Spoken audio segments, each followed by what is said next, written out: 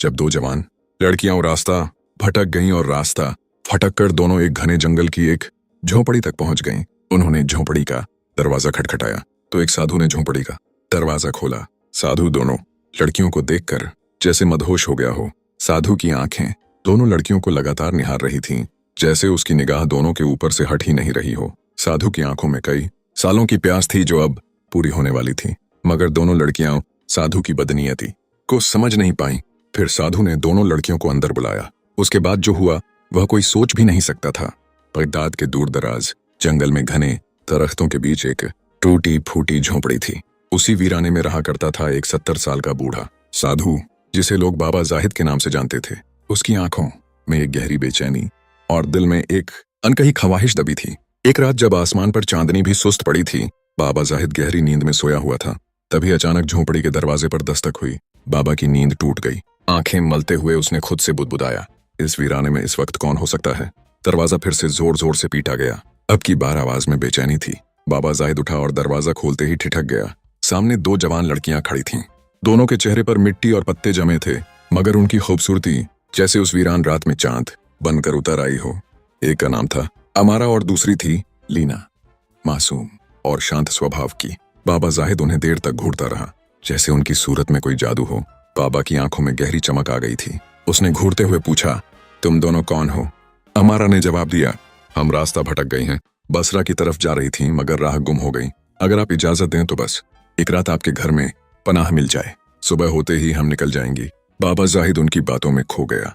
उनकी आवाज, उनकी आंखें जैसे उसके भीतर कोई भूला हुआ जज्बा जगा रही थीं। आ जाओ अंदर, बाबा ने धीमे से कहा। दोनों लड़कियां झोंपड़ी में दाखिल हुईं। बाबा ने झोंपड़ी के कोने की ओर इशारा किया, वहीं जाकर आराम कर लो। अमारा और लीना वहीं लेट गईं, थकान से चूर। दोनों कुछ ही पलों में नींद की आगोश में चली गईं। लेकिन रात का सन्नाटा अब गहराने लगा था। आखिरी पहर के करीब लीना की आंखें हल्के शोर से खुल गईं। उसने देखा कि बाबा जाहिद उसके सिरहाने खड़ा था, आंखों में एक अजीब सी चमक और चेहरे पर एक अस्पष्ट मुस्कान। बाबा बोला, कुछ नहीं, बस सोचा तुम्हें ठंड लग रही होगी तो चादर दे दूं। लीना ने चादर ली और नाराजगी से कहा, अब सोने दो, सुबह जल्दी निकलना है। बाबा वापस अपनी जगह जाकर लेट गया, मगर उसकी आंखें अब भी उन्हीं दोनों पर टिकी थीं। सुबह होने पर अमारा और लीना उठी और बाबा से बोली, हम अब चलना चाहती हैं, क्या आपने कोई इंतजाम किया? बाबा कुछ देर उन्हें देखता रहा, फिर बोला, बसरा दूर है, रास्ते भी गैर महफूज नहीं। तुम लोग जवान हो, खतरों से भरे सफर को अकेले तय मत करो। आज की रात और रुक जाओ, कल मैं तुम्हारे लिए कोई काफिला तलाश करूंगा। अमारा झिझकते हुए बोली, नहीं बाबा, हमें जाना है। बाबा थोड़ी देर चुप रहा, फिर धीरे से बोला, तो कम से कम दोपहर तक रुक जाओ, बाहर बहुत गर्मी है, फिर सोचते हैं कुछ। उसकी बातों में अब एक नरमी और एक अजीब सी महक थी। लीना ने अमारा की ओर देखा। दोनों थोड़ी देर सोच में डूबी, फिर सहमति में सर हिलाया। पूरा दिन बाबा जाहिद उनके पास बैठा रहा, बातों में उलझाने वाला, मोहब्बत भरी निगाहों से घूरने वाला, मानो हर लम्हा वो दोनों उसके दिल के किसी पुराने खाली कोने को भर रही हों। रात आई। अमारा और लीना अपने बिस्तर पर लेट गईं। बाबा भी अपनी जगह सोने चला गया, मगर जब रात का सन्नाटा फिर उतरने लगा तो बाबा चुपचाप उठा और दबे पांव लड़कियों की तरफ बढ़ा। उसकी आंखें खास तौर पर लीना पर टिकी थीं। वो लीना के पास जाकर बैठ गया और धीरे से उसके माथे पर हाथ फेरने लगा। उसी पल लीना की आंखें खुल गईं। वो चौंक कर उठ बैठी। क्या कर रहे हो बाबा? वो गुस्से में बोली। बाबा ने नजरें नीची करते हुए कहा, बस तकिया देने आया था, बिना सिरहाने सोएगी तो गर्दन में दर्द हो जाएगा। लीना ने तकिया लिया और गुस्से में कहा, हमें अब तंग मत करो। बाबा वापस जाकर लेट गया, मगर अब वो बेचैन था। खुद से बातें करते हुए बड़बड़ाया, सुबह चली जाएंगी, फिर कभी नहीं लौटेंगी। नहीं, मैं ऐसा नहीं होने दूंगा, किसी भी तरह इन्हें रोकना होगा। उसकी आंखों में अब एक और खतरनाक साजिश पल रही थी। सुबह हुई तो लीना ने कहा, हमें रोकने की कोशिश मत करो, हमें देर हो रही है। बाबा ने कहा, इतने घने जंगल में तुम दोनों जवान लड़कियां अकेली कहाँ जाओगी? तुम दोनों एक काम करो, कल सुबह चली जाना। कल यहाँ से एक काफिला जाएगा, तब तुम दोनों काफिले के साथ चली जाना। जब बाबा जाहिद ने काफिले की बात की तो अमारा और लीना को कुछ राहत महसूस हुई। चलो कल निकल जाएंगे, अमारा ने लीना की तरफ देखकर कहा। दोनों ने सर हिलाया। ठीक है, आज की रात और रुक जाते हैं। बाबा जाहिद ने जब उनकी ये बात सुनी तो उसकी आंखों में एक अजीब सी चमक दौड़ गई। एक रात और, उसने खुद से बुदबुदाया। अब की बार ये मौका हाथ से नहीं जाने दूंगा। दिन भर बाबा दूर बैठा उन्हें देखता रहा।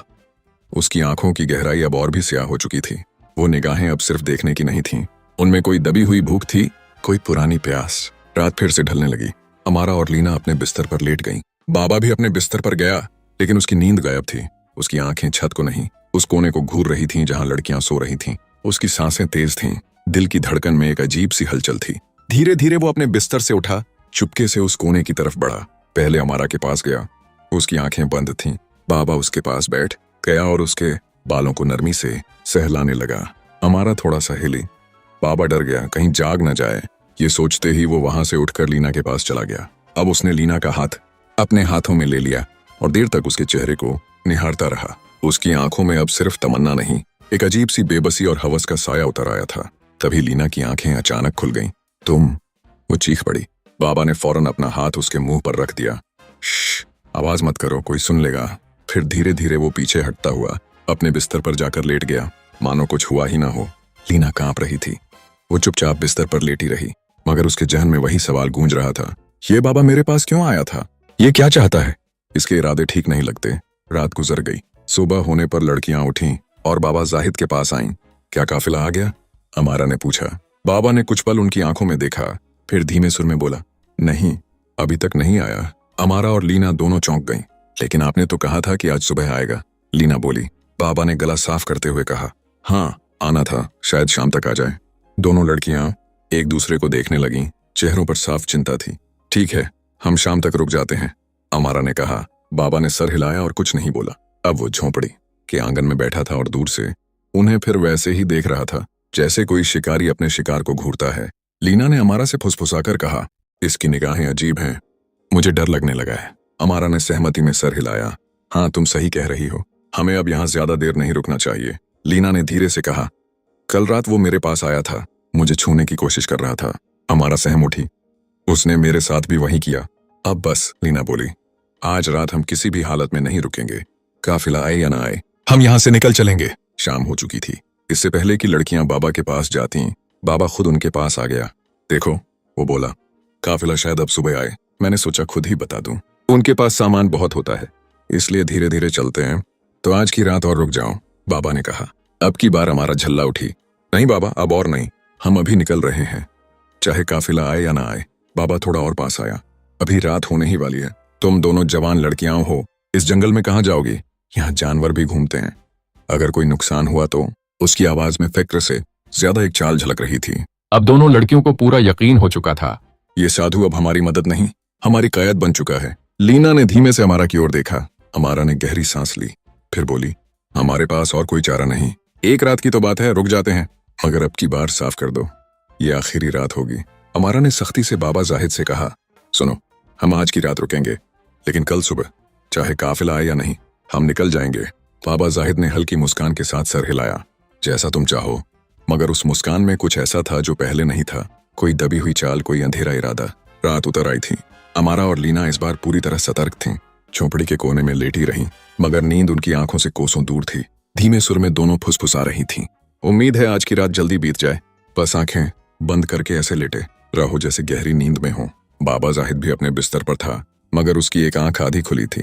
वो बार बार उनकी ओर नजर दौड़ा रहा था, देखने के लिए कि क्या वो सच में सो गई हैं। जब उसे लगा कि लड़कियां अब हिलडुल नहीं रहीं, उसने आंखें बंद कर लीं, पर भीतर उसका दिल बेचैनी से करवटें ले रहा था। कुछ देर बाद जब उसे पूरा यकीन हो गया कि वो सो चुकी हैं, वो धीरे से उठ खड़ा हुआ, दबे पांव लड़कियों की ओर बढ़ा। वो कुछ देर चुपचाप उनके पास खड़ा रहा, उनके चेहरों, सांसों और हलचलों को पढ़ता हुआ। फिर वो अमारा के पैरों के पास बैठ गया और धीरे धीरे उसके पैर सहलाने लगा। उसी वक्त अमारा की पलकें हल्के से खुली। बाबा को जैसे आहट मिल गई। वो फौरन पीछे हटा और अब लीना के पास जा पहुंचा। वो उसके पास बैठ गया और उसके माथे को नरमी से सहलाने लगा। लीना ने करवट ली और घबराकर मुंह नीचे कर लिया। उसने कुछ नहीं कहा, मगर उसकी सांसें और जिस्म की हरकतें साफ बता रही थीं कि वो जाग चुकी है। बाबा चुपचाप उठा और वापस जाकर लेट गया। उसके सीने में अभी भी बेचैनी की लहरें थीं, मगर चेहरा उतना ही शांत, जैसे कुछ हुआ ही ना हो। सुबह हुई। अमारा और लीना उठी और सीधी बाबा के पास पहुंची। तो क्या आया तुम्हारा काफिला, या आज कोई नया बहाना होगा? अमारा ने तीखे लहजे में पूछा। बाबा कुछ पल खामोश रहा, फिर बोला, नहीं, आज भी नहीं आया। लीना अब गुस्से से कांप रही थी। हमें पहले ही पता था कोई काफिला नहीं आने वाला, अमारा ने तिक्त स्वर में कहा। तुम हमें किसी और मकसद से रोक रहे हो। अब हमें सब समझ आ गया है। उसने लीना का हाथ पकड़ा। चलो यहाँ से चलते हैं अभी। जैसे ही वो झोंपड़ी का दरवाजा पार करने लगी, बाबा जाहिद अचानक सामने आ खड़ा हुआ। तुम यहाँ से नहीं जा सकती, उसने सख्ती से कहा। रास्ते से हट जाओ वरना हम जोर से चिल्लाएंगे, लीना ने चेतावनी दी। बाबा ने शांत आवाज में कहा, इस वीराने में तुम्हारी आवाज सुनने वाला कोई नहीं है। अमारा की आंखों में आंसू और गुस्सा एक साथ चमकने लगे। तुम हमारे बाप की उम्र के हो, कोई तो शर्म करो, कोई तो लिहाज रखो। बाबा की आवाज अब गंभीर हो गई। जैसा दिख रहा है वैसा नहीं है। तुम जिसको तलाशते हुए बसरा जा रही हो, क्या पता वो यहीं कहीं हो। अमारा और लीना चौंक उठी। तुम्हें कैसे मालूम कि हम किसी को ढूंढ रही हैं? लीना ने सवाल किया। बाबा ने आंखें झुका ली। ये बात मैं अभी नहीं बता सकता, मगर अगर तुम आज की रात यहीं रुक जाओ तो ये तुम्हारे हक में होगा। अब की बार लड़कियां डरी नहीं, बल्कि उनके भीतर गुस्सा भर गया था। फिर वही चाल। अमारा बुदबुदाई, एक बूढ़े आदमी को आखिर क्या हो गया है? क्यों बार बार रोक रहा है? बाबा फिर बोला, बस एक रात और, कल सुबह तुम्हारे हर सवाल का जवाब मिलेगा। शायद तुम्हें बसरा जाने की जरूरत ही न पड़े। अब दोनों लड़कियां उलझन में थीं।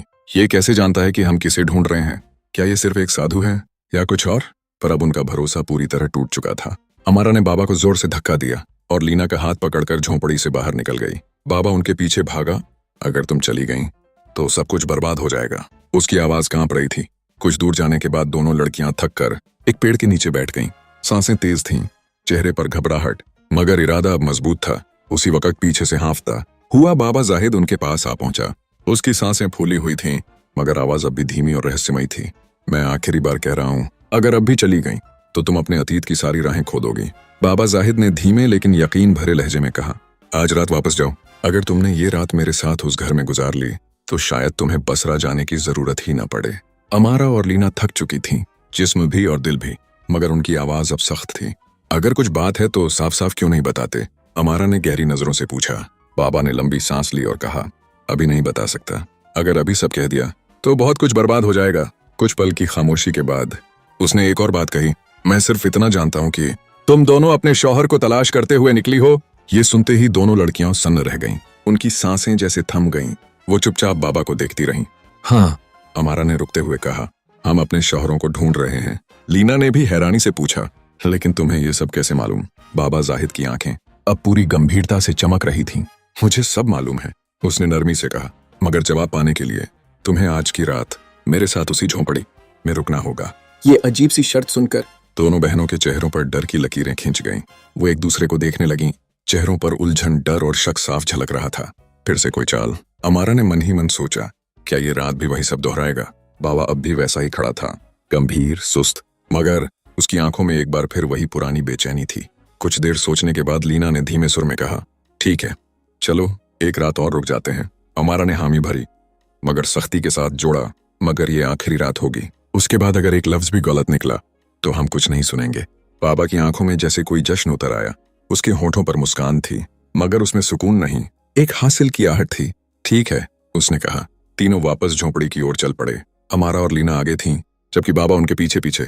उसकी चाल में अब उतावलापन नहीं था, मगर निगाहों में अब भी वही हलचल थी। मन ही मन वो खुद से बुदबुदा रहा था, आज की रात कितनी मुश्किल से आई है, इसे मैं यूं ही जाने नहीं दूंगा। रात उतर आई। अमारा और लीना पहले से भी ज्यादा सतर्क थीं। बिस्तर पर लेटी जरूर थीं, मगर आंखें खुली थीं। हर आहट पर ध्यान, हर परछाई पर नजर। धीमे सुर में दोनों एक दूसरे से फुसफुसा रही थीं। बाबा जाहिद अपनी जगह लेटा हुआ था, मगर उसकी नजरें अब भी उसी कोने पर थीं। जब रात का आखिरी पहर आया और बाबा को लगा कि अब नींद ने लड़कियों को अपनी आगोश में ले लिया है, वो धीरे से उठा। पहले अमारा के पास गया, उसके पास बैठा और बहुत नरमी से उसका हाथ अपने सीने से लगाकर देर तक उसे देखता रहा। अमारा ने एक झटके में हाथ छुड़ाया और मुंह फेर लिया।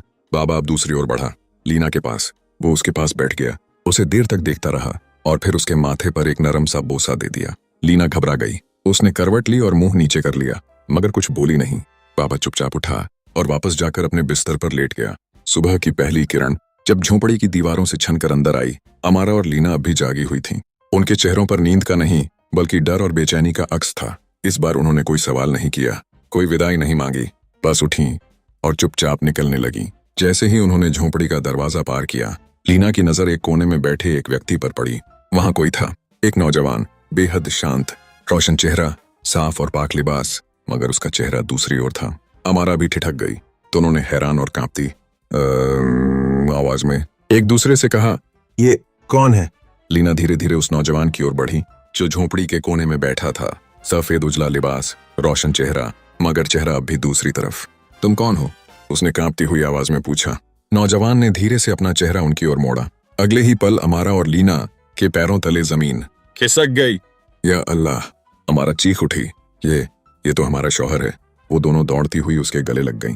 उनकी आंखों से आंसू झरनों की तरह बहने लगे। वो लम्हा किसी चमत्कार से कम नहीं था। तुम यहाँ कैसे? क्या हम कोई ख्वाब देख रही हैं? लीना ने कांपते हुए पूछा। नौजवान ने उन्हें अपनी बाहों में समेटे रखा और धीरे से कहा, नहीं, ये ख्वाब नहीं, हकीकत है। मैं लौट आया हूँ। उनकी खुशी की कोई हद नहीं थी। अमारा ने पूछा, लेकिन तुम थे कहाँ और इस बाबा जाहिद की झोंपड़ी में कैसे पहुंचे? वो हमें बिल्कुल भी सही नहीं लगा। क्या तुम उसे जानते हो? नौजवान की आंखों में अब कोई राज नहीं था, बस राहत थी। उसने धीमे से कहा, पहले बाबा जाहिद को बुला कर लाओ, देखो वो कहाँ है। अमारा और लीना झोंपड़ी के हर कोने में उसे ढूंढने लगी, मगर वो कहीं नहीं था, न बाहर न भीतर। वापस आकर बोली, वो तो गायब है, लगता है जैसे हवा में उड़ गया हो। नौजवान ने गहरी सांस ली और कहा, साधु कहाँ गया? अब ये तुम्हें खुद समझ आ जाएगा, लेकिन उससे पहले क्या तुम नहीं जानना चाहोगी कि मैं इतने सालों से कहाँ था? दोनों बहनों ने एक साथ सर हिलाया। बताओ सब कुछ। अब कहानी का सबसे बड़ा पर्दा उठने वाला था। नौजवान ने बोलना शुरू किया। वो दिन मुझे आज भी याद है। मैं घर से निकला था बाजार की तरफ। रास्ते में मुझे एक बूढ़ा आदमी और एक बेहद हसीन लड़की मिले। बूढ़ा बिल्कुल बाबा जाहिद जैसा था, यूं, और वो लड़की इतनी दिलकश, जैसे किसी दूसरी दुनिया की हो। नौजवान ने कहा। उसकी आवाज में अब भी हैरत की झलक थी। मैंने मजाक में कहा, ऐसी हसीन लड़की ने इस बूढ़े से शादी क्यों की? तुम्हें तो किसी जवान के साथ होना चाहिए। मगर मैंने नहीं जाना, वो लड़की इंसान नहीं थी, उसमें कोई कुदरती राज छिपा था। अमारा और लीना अब सांस रोके सुन रही थीं। उसने मेरी तरफ देखा, कुछ बुदबुदाई और मुझ पर फूंक मारी। अगले ही पल मैं उसी बूढ़े की शक्ल में बदल गया। मेरी पहचान मिटा दी गई और मेरी सूरत उसकी हो गई। फिर उसने कहा, ये तेरी सजा है, अब तू सारी उम्र यहीं इस झोंपड़ी में ऐसे ही रहेगा। लेकिन उसने एक उम्मीद भी छोड़ी। कहा, अगर वो दोनों जिनसे तू मोहब्बत करता है तुझे तलाशते हुए इस वीराने तक पहुंचे और तेरे साथ वक्त गुजारें बिना तुझे पहचाने, तो तू अपनी असलियत में लौट सकेगा। वो रुका, फिर बोला, मगर एक और शर्त थी, मैं खुद कभी अपनी पहचान नहीं बता सकता था। लीना की आवाज अब कांप रही थी। तो क्या वो बाबा जाहिद तुम ही थे? नौजवान ने सर झुकाकर धीरे से कहा, हाँ, मैं ही था, वही बाबा जाहिद जिसे तुमने एक साधु समझा। ये सुनते ही अमारा और लीना फूट फूट कर रोने लगी। उसे गले लगाते हुए बोली, हमें माफ कर दो, हम तुम्हें पहचान ही नहीं सकी। नौजवान ने मुस्कुराते हुए उनके सर पर हाथ रखा। इसमें तुम्हारा कोई कसूर नहीं, तुम जानती ही नहीं थी कि मैं कौन हूं। तुम्हारा दिल सच्चा था, नियत पाक, और यही सच्चाई मेरी सजा को तोड़ गई।